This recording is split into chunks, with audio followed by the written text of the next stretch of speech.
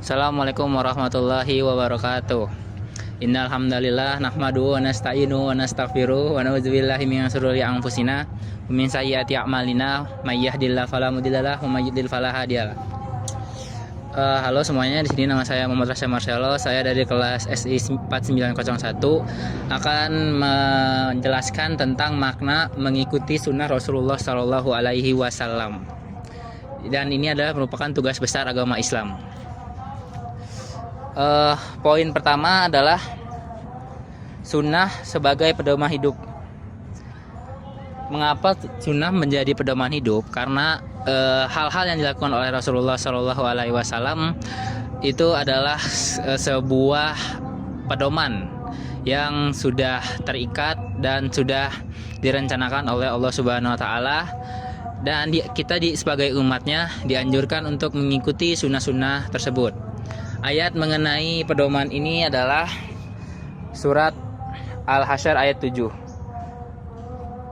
Wa ma atakumur rasuluh fahuduhu wa ma nahakum anhu fangtahu wattaqullaha innallaha syadidul iqab.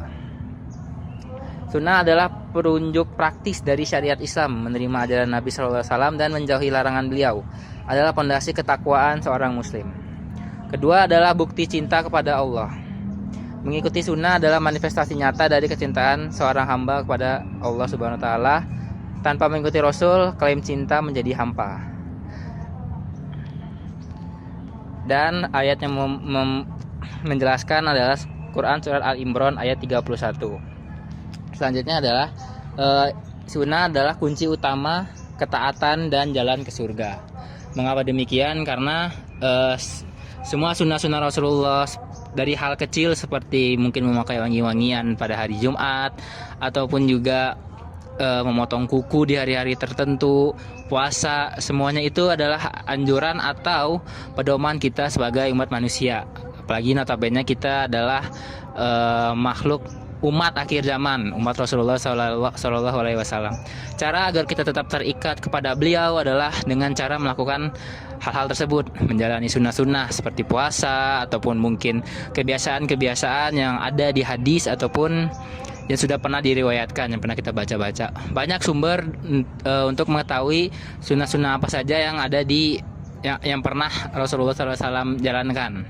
Seperti di Google itu kita bisa melihat banyak di bulan-bulan tertentu mungkin biasanya Rasulullah melakukan apa, dari ibadah favorit Rasulullah seperti tahajud, atau juga mungkin ya sholat fikih mungkin menjadi salah satu pedoman jelas terkait sunnah-sunnah yang ada. Sunnah Rasulullah Shallallahu Alaihi Wasallam walaupun bersifat sunnah, tapi jika dijalankan itu mungkin pahalanya berkali-kali lipat besar, dan juga malah itu bisa menjadi jembatan kita untuk selamat dari neraka.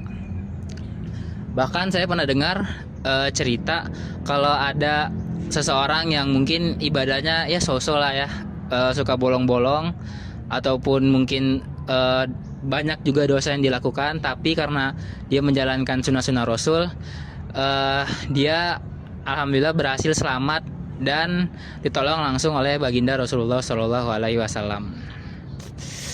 Mungkin yang paling dekat di antara kita sunnah-sunnah Rasul adalah seperti di hari Jumat.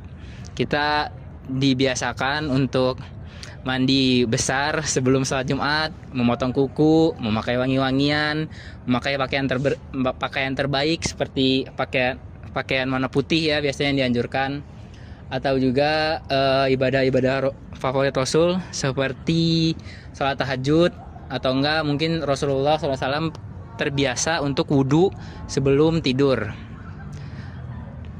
Alangkah baiknya semua sunnah-sunnah tersebut kita lakukan dengan hati yang ikhlas, yang bersih, lapang dada, memaafkan sesama muslim, karena Rasulullah SAW juga selalu memaafkan orang-orang yang zolim kepadanya sebelum beliau tidur. Bahkan beliau selalu memaafkan dan tersenyum kepada semua orang. Nah, mungkin hal-hal kecil seperti itu adalah sesuatu yang bisa kita amalkan langsung di kegiatan sehari-hari. Mungkin sekian yang akan saya sampaikan. Kurang lebihnya mohon maaf kalau ada kata-kata yang menyinggung. Wabillahi taufiq wal hidayah. Wassalamualaikum warahmatullahi wabarakatuh.